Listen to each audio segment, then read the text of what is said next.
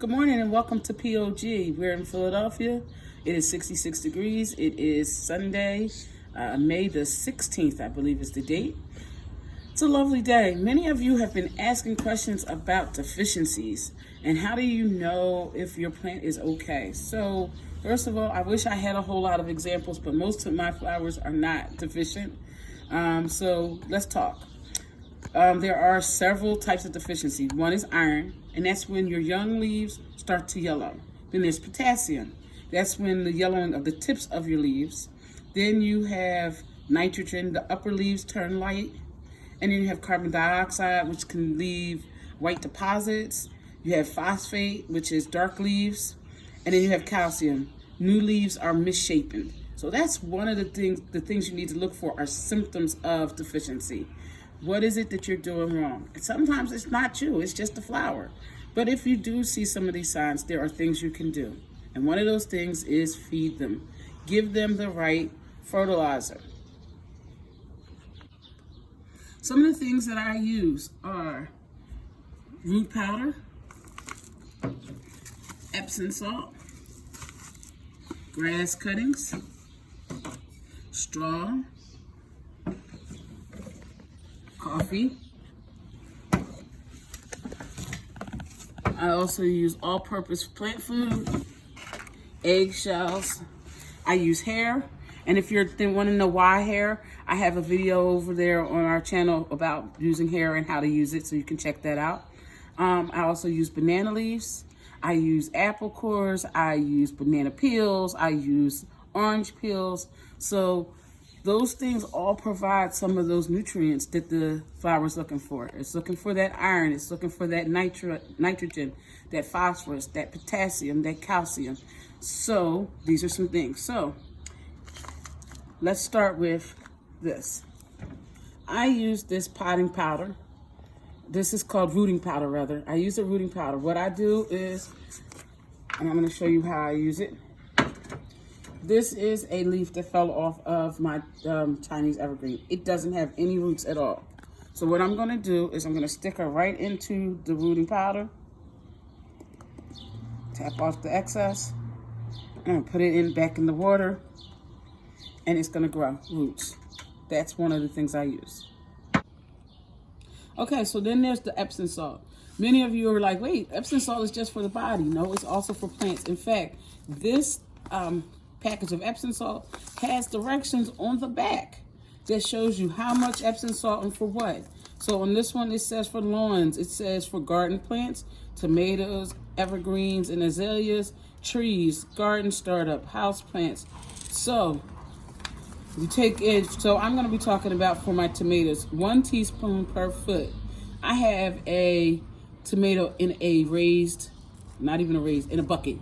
So I put 1 teaspoon in a gallon, and every so often I'll feed her some Epsom salt. It helps with the flowers and the blooms. Epsom salt will produce more vegetables on your plants. Okay, so now we're going to talk about straw. I use straw in several different ways. Sometimes I put straw at the bottom of my boxes. Sometimes I put straw in the bottom of my planters. And the other way I do it is I put the straw at the top. It's great for mulching, and it's great for new seeds that are germinating. It's also great for ladybugs. Some of you have been talking about they want to buy ladybugs. You can buy ladybugs, but if you don't have a great habitat for those ladybugs, they're not going to stay. Straw is a great habitat. It's a great place for them to hide from the birds and other animals. So straw. I'm going to show you how I use the straw on top. So, and you can also use grass clippings. Both of them are great. They are great decomposers. When they decompose, they provide nitrogen and other nutrients that they need. So we're going over to my tomato plant.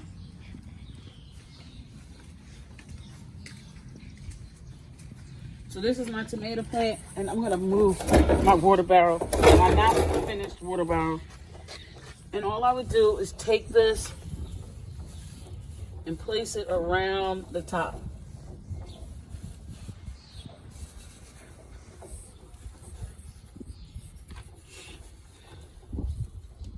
Remember, you want it to be loose. You don't want to pack it down. It'll decompose. It'll provide the nutrients to your flowers. And it's also great for retaining the water. I bought my bale of hay from Lowe's. Lowe's is one of my favorite places to go shopping. I am not advertising for them, but I do like Lowe's. It was about $12. That bale will probably last me the whole entire summer. Okay. Okay, so now I'm going to talk to you about coffee grinds. My mom drinks coffee. I do not drink coffee, but every week she collects all her coffee grinds for the week. I just let them sit and kind of dry out, because if you let them stay moist, they'll start molding. You don't want that. That can give you mold to your flowers. And then I'll just take a handful, make sure it's all broken up. Throw it down on the flowers. And then I'll water those flowers later. As you can see, I have marigolds here. I have star phlox. I have waxy begonias. I have 2 zinnias. I have Latina down there, and I have some yarrow. I also have sedum and some English ivy. And then down at the bottom that are no longer blooming will be my daffodils. Okay. Okay, calcium deficiency, eggs. Eggs. I've been throwing eggs out since last year sometime. Everybody says, well, how do you do it?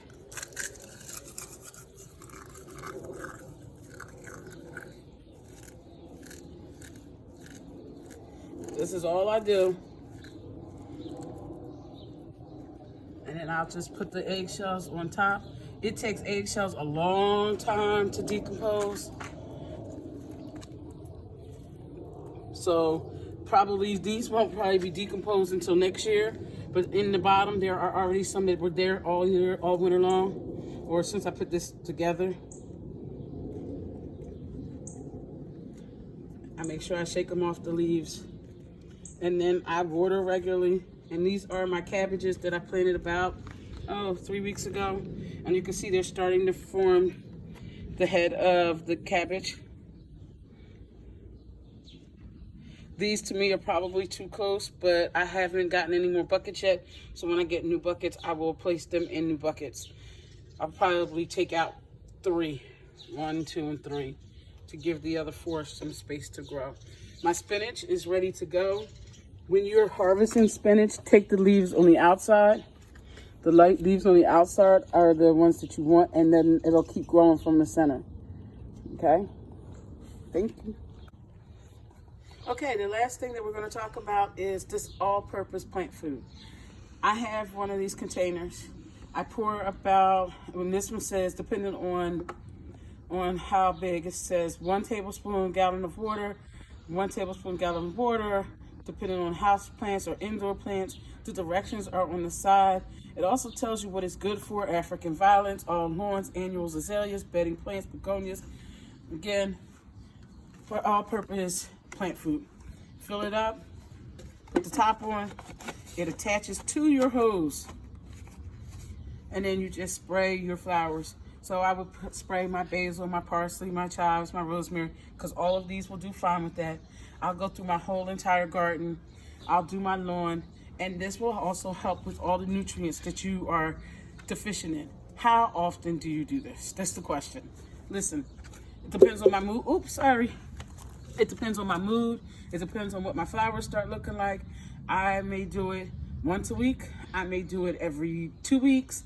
It depends on how much time I have.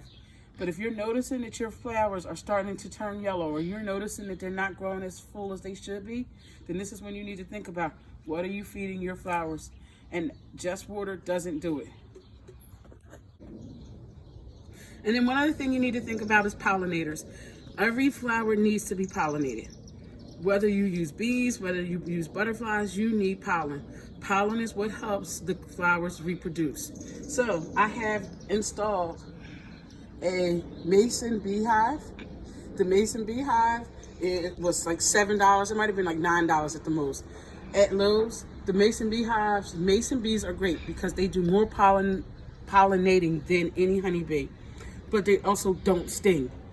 I put it out 2 days ago. I'm waiting to see how it works. I was told you don't have to do anything to it. Just place it out and the mason bees will find it. I was also told that you can also buy a spray for mason beehives. You spray the spray on it and then it'll draw the mason bees to it.